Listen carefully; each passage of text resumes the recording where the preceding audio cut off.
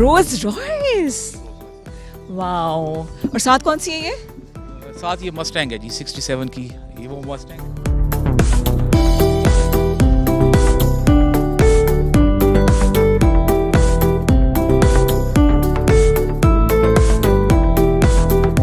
Vintage car की बात ही कुछ और है।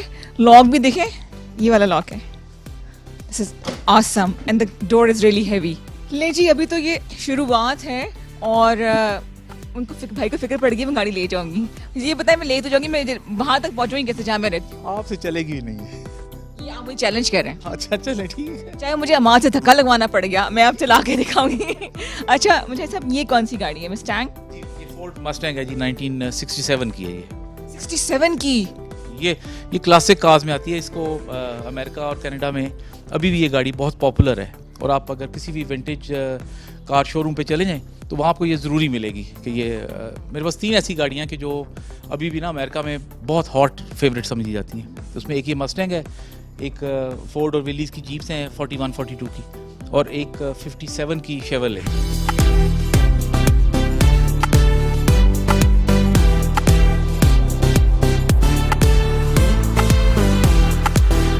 ये शौक जो है ये बहुत टाइम मांगता है। टाइम कैसे निकालते हैं?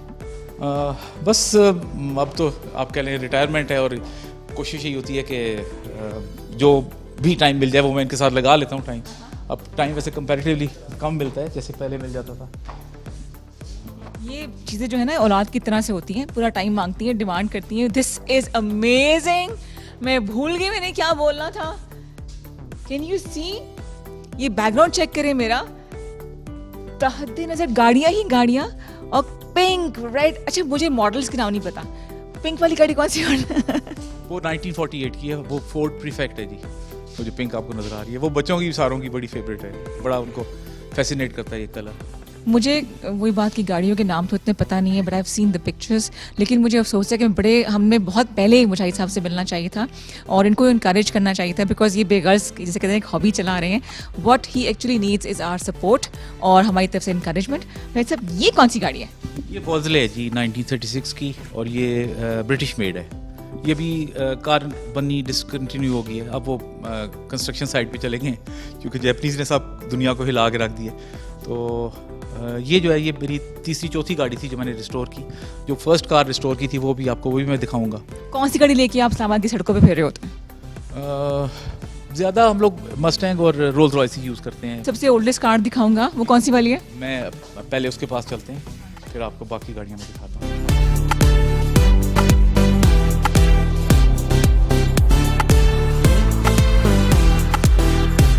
इस वक्त जो हम इस गाड़ी के साथ खड़े हैं, ये ओल्डेस्ट कार है आपके पास?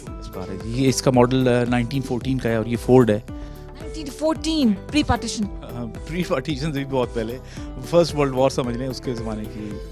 ये किसने कहाँ से मिल गई आपको? ये मतलब इस पर तो छोड़ देते, ये भी अब ले आए हैं। अल्लाह ही जानता है, मेरे पास तो काफ़ी लेट आई है और काफ़ी मेहनत करके तो फिर इसको मैंने रिस्टोर किया। तो आप ढूंढते कैसे हैं? थ्रू मतलब ऑनलाइन या फ्रेंड्स के थ्रू? कि जी कुछ नहीं, ऑनलाइन तो कोई भी नहीं बताता। कुछ फ्रेंड्स के थ्रू कुछ ही होता है कि जो मेरे पास लोग गाड़ियाँ देखने आते हैं तो वो बताते हैं कि ये फ़लाँ जगह गाड़ी खड़ी है या फ़लाँ जगह है, तो वो फिर हम लोग उनसे ट्राई करते हैं अगर कोई मान जाए। वरना मोस्टली लोग पुरानी गाड़ियाँ बेशुमार लोगों के पास खड़ी हैं जिनको मैं जानता हूँ, लेकिन वो गाड़ियाँ ना वो बना सकते हैं, ना बनाते हैं और ना वो देते हैं कि जी हमारे दादा की निशानी है, वालिद की निशानी है। तो मैं उनको ये कहता हूँ जी अगर तो आपने इसकी है कोई सेंटिमेंटल वैल्यू है तो इसको के अंदर खड़ी करें।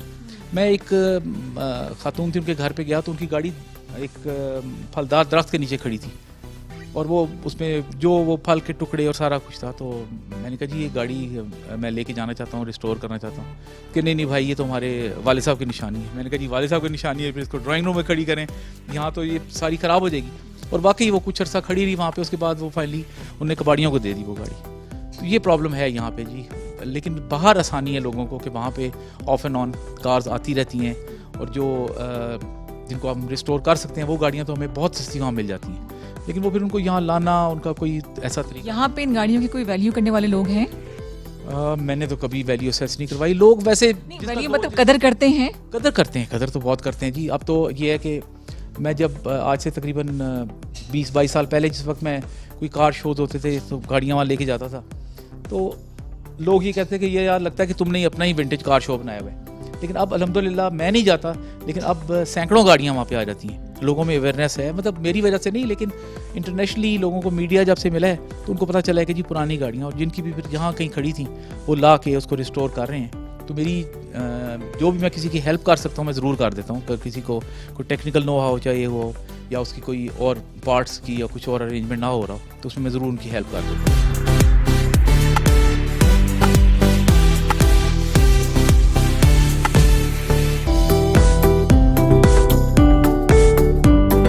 मेरी कोशिश होती है, मैं कोई भी गाड़ी शुरू तब तक नहीं करता कि जब तक मुझे उसकी हर चीज़ जेन्युइन अवेलेबल ना हो, क्योंकि ये पॉसिबल नहीं है कि जी मैं मर्सिडीज़ रिस्टोर कर रहा हूँ और उसमें लाइट्स जो है मैंने सुजुकी की लगाई हूँ। तो वो मैं कोशिश यही करता हूँ, अतल वसा कोशिश कि जी उसकी मैं जहाँ से भी चीज़ें हासिल करूँ, जितने की भी करूँ, तो मैं उसकी ओरिजिनल पार्ट्स उसके लगाऊँ उसको। This is Chevrolet. This is Chevrolet 1957। 57 ये पुराने एड्स में ही होती थी, मुझे याद है। मतलब मैं 57 की बात नहीं कर रही हूँ, इससे पहले 57 से आप मुझे मिला दें। इसमें से फेवरेट कार कौन सी है आपकी?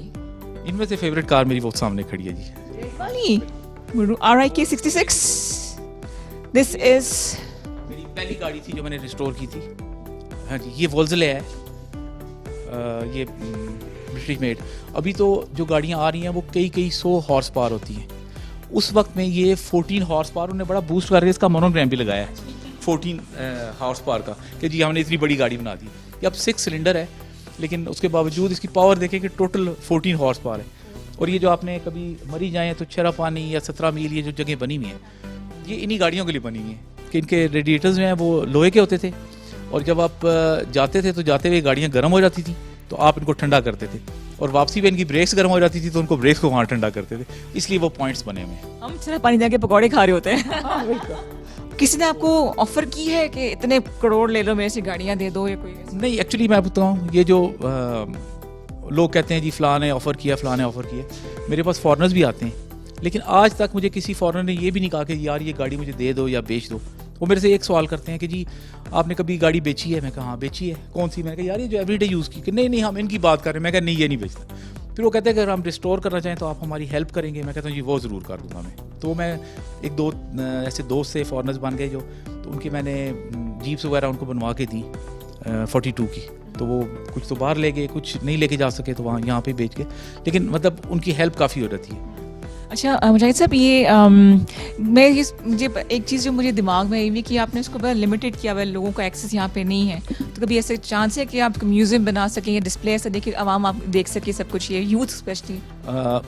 आपने जो मेरे से सवाल किया ना जी, इसका जवाब ये है कि मैंने आज से तकरीबन 6 या 8 साल पहले CDA में उनकी बोर्ड ऑफ डायरेक्टर्स की मीटिंग्स होती रही, सारा कुछ, तो उनसे बात की कि जी मैं म्यूज़ियम बनाना चाहता हूँ। तो पहले तो मुझे कुछ टाइम लग गया कि उनको मैं एक्सप्लेन करूँ कि म्यूज़ियम होता क्या है, कि जी वो आप कार शोरूम बनाएंगे, आप सेल परचेज़ करेंगे। मैंने कहा नहीं जी, म्यूज़ियम बनाना है, और मेरा उसमें कोई इंटरेस्ट नहीं है। मेरा सिर्फ इतना इंटरेस्ट है कि मैं आपको फ्री ऑफ कॉस्ट वहाँ पे गाड़ियाँ अपनी खड़ी कर दूँगा। आपने अगर कोई रेवेन्यू कलेक्ट करना है, कोई टिकट्स लगाना है, तो वो आपका हेडेक होगा। मेरी गाड़ियाँ सिर्फ सेफ़ और सिक्योर होनी चाहिए। अच्छा, उसने बोर्ड ने मेरा म्यूज़ियम अप्रूव कर दिया, लेकिन फिर वही बात आती है कि जी समझ की कि वो उन लोगों ने कहा जी कि हम देखेंगे, हमारे पास कोई फाइनेंसेस होंगे तो फिर हम आपको कंस्ट्रक्शन करके हॉल बना के फिर देंगे। तो वो अभी तक बस ट्रक की बत्ती के पीछे लगाया। एग्जैक्टली, बहुत कुछ काम किया जा सकता है। काश हम सब इसको देखें कि कितनी मेहनत है इसके पीछे, कितना स्टाफ है इसको संभालने वाले। मेरे जो परमानेंट स्टाफ है तो 2 ड्राइवर्स हैं जो इनको लुक आफ्टर करते हैं, लेकिन वैसे ही है कि जैसा मैकेनिक्स हैं या कोई और छोटे मोटे काम के लिए इलेक्ट्रीशियंस, वो फिर उनको मैं बुलवा लेता हूँ, आके काम कर जाते हैं उनका, क्योंकि ये गाड़ियाँ वर्कशॉप में मैं नहीं लेके जा सकता। एक तो टाइम नहीं होता, दूसरा सबसे बड़ा प्रॉब्लम ये है कि अगर किसी गाड़ी का कोई पार्ट मिसिंग है या कुछ है, तो कई दफ़ा हमें 2-2, 3-3 महीने लग जाते हैं वो मंगवाने में या करने में। तो फिर वर्कशॉप में उतना अर्सा टाइम गाड़ी रहेगी तो वो तो फारिग हो जाएगी गाड़ी ना, अपनी हालत से ख़राब हो जाएगी। ये जो गाड़ी है 1964 की है जी, ये जेन्युइन 20,000 माइल्स चली हुई है। हाँ जी, इसकी हर चीज़ ओरिजिनल है, अपहोल्स्ट्री इसकी, इसका पेंट वर्क, इसके क्रोम वर्क जितना भी है। तो ये बस मैं भी इसको बहुत कम चलाता हूँ इसलिए। अच्छा, आपको डिफरेंस क्या नज़र आता है इन गाड़ियों में? आजकल की गाड़ियाँ ठीक है, बड़ी मॉडर्न है, ईजी टू ड्राइव हैं, लेकिन डू यू थिंक कि वो लग्जरी, वो जो हमें जो यू एज समझ जो कि कलेक्ट करता है उसको मिलता है वो प्लेजर इस गाड़ी को चलाने में? इन गाड़ियों का और नई गाड़ियों का जो फ़र्क है वो ऐसे ही है कि जैसे आप फास्ट फूड खा रहे हो या फिर मकई की रोटी और लस्सी का साग खा रहे हो। ये जो गाड़ियाँ ना, ये पुरानी, इनका एक तो हर बंदा इनको चला नहीं सकता। स्टीयरिंग कॉलम शिफ्ट इनके गियर्स हैं और थोड़ी सी क्लच हार्ड होता है, ब्रेक हार्ड होती है। फिर जो प्रॉब्लम आता है कि जब गाड़ी कोई भी खड़ी रहे और अगर उसको हम 2-3 महीने उसको ऑन रोड नहीं करते तो उसकी जो ब्रेक्स हैं वो फारिग हो जाती हैं। बैटरी तो 1 महीने के अंदर ना फारिग हो जाती है। तो वो फिर हमें बड़ा कुछ देखना पड़ता है इनके लिए कि जिनको हम अपनी बात है कि पूरी पूरी मेहनत है, गाड़ियों को टाइम देना, रोड पे लेके जाना। तो रोड पे लेके जाते हुए लोग देखते होंगे आपको कि वो ये वो गाड़ी वाले आ रहे हैं सर। हाँ, बिल्कुल। कई दफ़ा लोग, क्योंकि वहाँ उनको नहीं पता होता ये कौन है कौन नहीं, तो कई दफ़ा पूछ लेते हैं कि जी गाड़ी बेचते हैं आप, वहाँ पे ना कई दफ़ा ऑफर आ जाती है। और एक जो अभी तक मैं उसको याद करता हूँ, एक जो मुझे कॉम्प्लीमेंट मिला था कि वो जो मैंने आपको दिखाई ना 1914 की, वो एक जो फोर्ड है, तो वो एक दिन जो मेरे बड़े भाई हैं उन्होंने मुझे कहा कि मैंने गाड़ी चलानी है। मैंने कहा जी आप चलाएं। वो चला रहे थे तो 2 बंदे आगे नहीं बैठ सकते ना, तो मैं और भाभी हम लोग पीछे बैठ गए। तो 2 कोई बंदे जा रहे थे पेंडू से पगड़ियाँ चढ़ी बांधी, तो एक दूसरे कहता ओ वे खटाड़ा जा रही। मैंने कहा ये कॉम्प्लीमेंट मेरे लिए ठीक है, अच्छी बात थी। उसको पता नहीं था कि इसकी वैल्यू है खटारा बोल। तो वो है बस, वो लोगों को जितनी अवेयरनेस है वो लोग अब किसी के रेफरेंस से मेरे पास आ जाते हैं कि जी हमने ये गाड़ियाँ देखनी है। एक्चुअली आप देखें ना, घर है, घर में मैं हर बंदे को एंटरटेन नहीं कर सकता। जो हालात हैं तो वो ऐसे ही है कि जी आपको बड़ा मुतात होकर चलना पड़ता है। अच्छा, आपके बच्चों में से किसको शौक है गाड़ियों का या किसी हॉबी का? अल्हम्दुलिल्लाह 2 बच्चे हैं जी, एक बेटा एक बेटी है। बेटे को मेरे शौक़ है, वो गाड़ियों को देखता भी है, उनकी मेंटेनेंस पे भी मेरी हेल्प करता है। लेकिन उसको यही चाहिए कि जी गाड़ी कोई 2 गाड़ियाँ बाहर निकाल दें जो वो उनको चला ले।